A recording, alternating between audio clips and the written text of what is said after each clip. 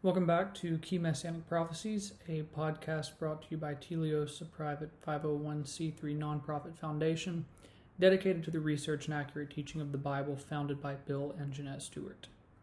On this episode, we will continue looking at the Psalms, specifically looking at Psalm 110.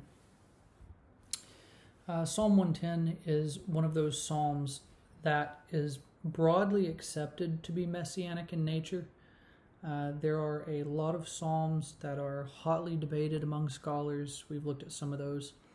But there is a very kind of striking, almost universal assent, even among some of the more ardent, non-messianic interpreters, that David is pretty clearly speaking of the Messiah in this psalm.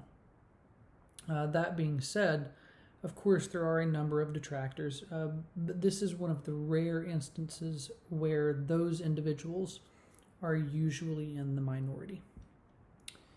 The content of Psalm 110 deals primarily with the Messiah as the eternal king priest, described in the opening verses of the psalm as being a divine king, sitting at God's right hand, and also described as a priest in the order of Melchizedek in subsequent verses. Melchizedek, if you remember back in Genesis 14, was this unique priest king whom Abram encountered. The idea here is that this Messiah will unite the offices of priest and king in a way that hasn't been seen since Melchizedek in the ancient times of pre-national Israel. And not only will this Messiah unite the priesthood and the kingship, but we also see that he will be victorious over his enemies and ultimately usher peace into the world. Now remember that in this podcast series, we are interested in interpreting the Psalms canonically. That is to say, we want to keep each psalm in its place in the larger context of the book. In this respect, we see that Psalm 110 acts as a kind of thematic unifier that bridges the gap between Psalms 107 to 109 and Psalms 111 to 113. We see that Psalms 107 to 109 contain pleas by God's people for deliverance, and Psalms 111 to 113 contain praise for deliverance. This leaves Psalm 110 as the hinge upon which this deliverance turns. And in this psalm, we read about the actions of the divine priest king to bring about that deliverance.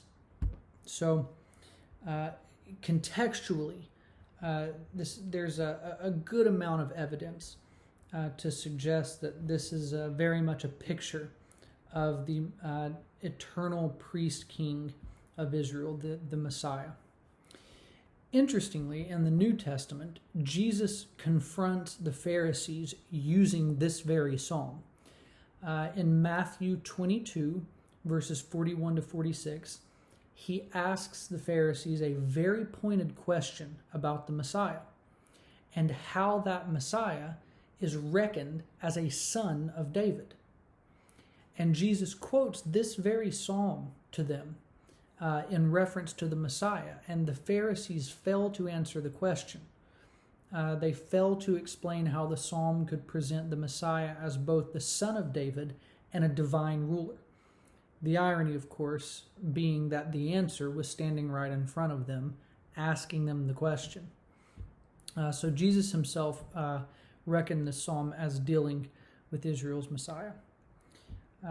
Thank you for joining us on this episode of Key Messianic Prophecies. We will continue our study in the next episode, where we will cover Psalm 132, and we will then finish out our study of the book of Psalms and continue through the Old Testament.